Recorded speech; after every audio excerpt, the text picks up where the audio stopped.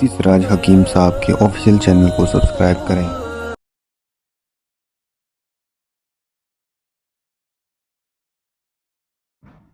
تسبیح، تحمید، تہلیل اور تکبیر کے فضائل آپ کے سامنے بیان ہو رہے تھے۔ حضرت جابر رضی اللہ تعالیٰ عنہ روایت کرتے ہیں کہ اللہ کے نبی صلی اللہ علیہ وسلم نے ارشاد فرمایا، جو یہ کلمہ پڑھے سبحان اللہ العظیم وبحمدہ، تو جنت میں اس کے لیے ایک درخت لگایا جاتا ہے۔ الفاظ کیا ہیں؟ سبحان اللہ العظیم وبحمدہ۔ دیکھیں، اس وظیفے کو پڑھنے میں آپ کو 3 سے 4 سیکنڈ لگتے ہیں۔ سبحان اللہ العظیم وبحمدہ، سبحان اللہ العظیم وبحمدہ۔ تو اس کے بدلے میں اللہ تبارک و تعالی جنت میں پڑھنے والے کے لیے ایک درخت لگاتے ہیں۔ یہ درخت کا لگنا یہ اعزازی طور پر ہوتا ہے، ورنہ جب انسان جنت میں چلا جاتا ہے تو اس کے لیے ہر چیزیں اللہ تبارک و تعالیٰ مہیا فرماتے ہیں۔ یہ ساری چیزیں اعزازی ہوتی ہیں۔ اسی طرح حضرت زبیر رضی اللہ تعالیٰ عنہ سے مروی ہے کہ اللہ کے نبی صلی اللہ علیہ وسلم نے ارشاد فرمایا، ما من صباح یصبح العباد فیہ الا مناد ینادی۔ روزانہ صبح کو ایک فرشتہ اعلان کرتا ہے۔ جب صبح ہوتی ہے تو ایک فرشتہ اعلان کرتا ہے اور یہ کہتا ہے کہ اے لوگو سبحوا الملک القدوس، اپنے قدوس بادشاہ کی تسبیح بیان کرو، پاکی بیان کرو۔ یعنی روزانہ ایک فرشتہ وہ انسانوں سے مخاطب ہوتا ہے صبح کو کہ وہ اللہ تبارک و تعالیٰ کی پاکی بیان کرے۔ اسی طرح حضرت جابر رضی اللہ تعالیٰ عنہ روایت کرتے ہیں کہ اللہ کے نبی صلی اللہ علیہ وسلم نے ارشاد فرمایا، لا الہ الا اللہ افضل ذکر ہے اور افضل دعا الحمدللہ ہے۔ یعنی جب اللہ تبارک و تعالیٰ کی تعریف شروع کریں گے نا تو اس میں لا الہ الا اللہ کو مقدم رکھیں، پھر اس کے بعد آپ دوسرے وظائف پڑھیں۔ جب آپ دعا کریں گے اللہ تبارک و تعالیٰ سے تو سب سے پہلے الحمدللہ پڑھیں، الحمدللہ رب العالمین، اس طرح کی کلمات پڑھیں۔ اسی طرح عبداللہ بن عامر رضی اللہ تعالیٰ عنہ فرماتے ہیں، اللہ کے نبی نے فرمایا، شکر کا جو سر ہے وہ ہے الحمدللہ، اور جب تک بندہ الحمدللہ نہیں کہتا تو اس نے سمجھ لو کہ کامل شکر ادا نہیں کیا۔ تبھی تو دیکھیں بہت سارے لوگ کچھ کھانا کھاتے ہیں، کچھ کرنے کے بعد کہتے ہیں الحمدللہ، یعنی اللہ کا شکر ادا کرتے ہیں۔ تو یہ بھی اللہ تبارک و تعالیٰ کے شکر کے لیے ایک کلمہ ہے اور ایک جملہ ہے کہ جب بندہ الحمدللہ کہہ کر اللہ کا شکر ادا کرتا ہے۔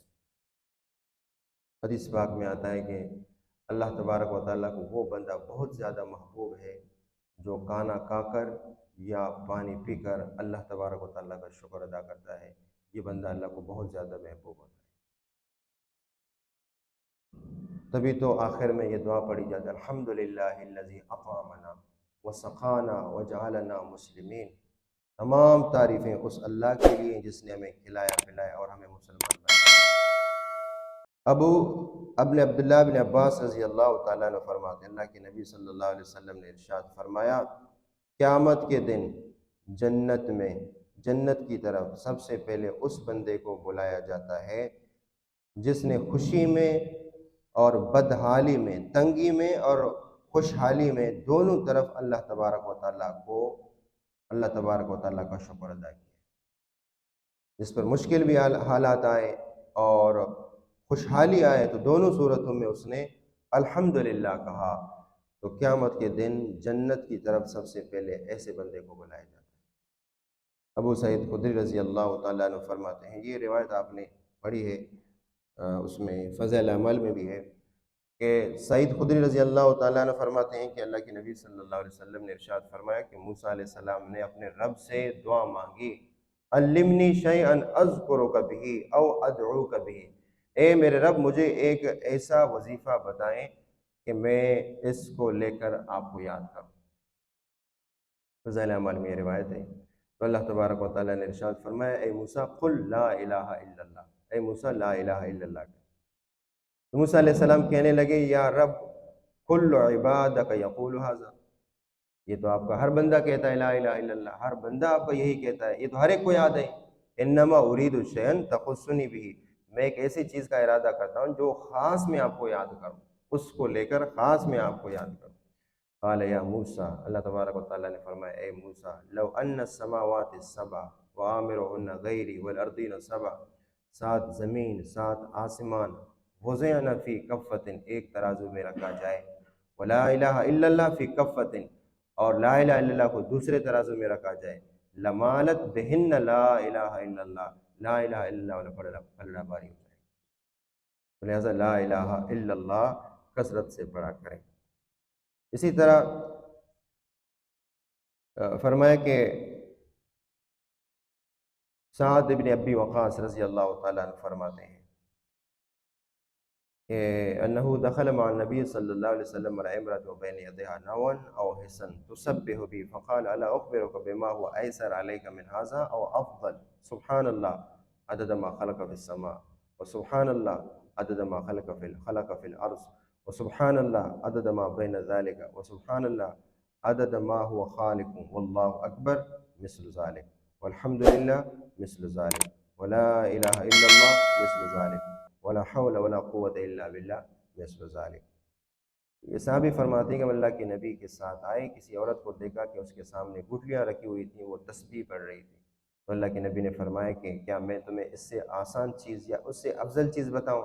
تو اللہ کے نبی نے فرمایا کہ آپ یہ کلمات پڑھیں، سبحان اللہ عدد ما خلق فی السماء، سبحان اللہ عدد ما خلق فی الارض، سبحان اللہ عدد ما بین ذالک، وسبحان اللہ عدد ما هو خالق، واللہ اکبر۔ پھر سبحان اللہ کی جگہ پر پھر آپ یہی کلمہ کہیں، لیکن سبحان اللہ کی جگہ پر اللہ اکبر کہیں، سبحان اللہ کی جگہ پر الحمدللہ کہیں، سبحان اللہ کی جگہ پر لا الہ الا اللہ کہیں، سبحان اللہ کی جگہ پر لا حول ولا قوت الا باللہ کہیں۔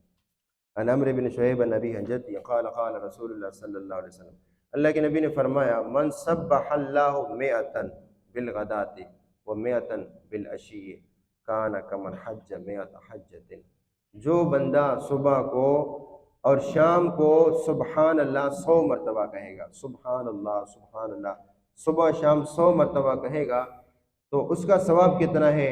گویا اس نے 100 مرتبہ حج کیا ہے، 100 مرتبہ۔ آپ کو پتہ ہے کہ ایک حج کا ثواب کتنا ہے؟ حدیث پاک میں آتا ہے جو بندہ حج کرتا ہے، ٹھیک ہے، وہاں پہ گالی گلوچ نہیں کرتا، کسی کو مارتا نہیں ہے، کیونکہ آپ کو پتہ ہے کہ رش اتنا زیادہ ہوتا ہے، لازماً لڑائی جھگڑا ہوتا ہے۔ تو اللہ کے نبی نے فرمایا کہ جو سبحان اللہ صبح کو اور شام کو 100 مرتبہ کہے اس کو 100 حج کا ثواب ملے گا۔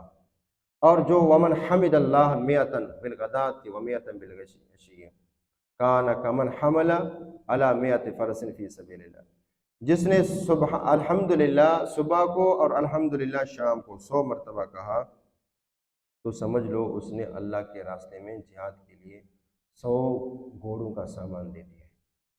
اور اسی طرح ومن حلل اللہ مئۃ بالغداۃ ومئۃ بالعشی، جو لا الہ الا اللہ 100 مرتبہ صبح کو 100 مرتبہ شام کو کہے، کان کمن اعتق مئۃ رقبۃ من ولد اسماعیل، تو گویا اس نے 100 غلاموں کو آزاد کر دیا۔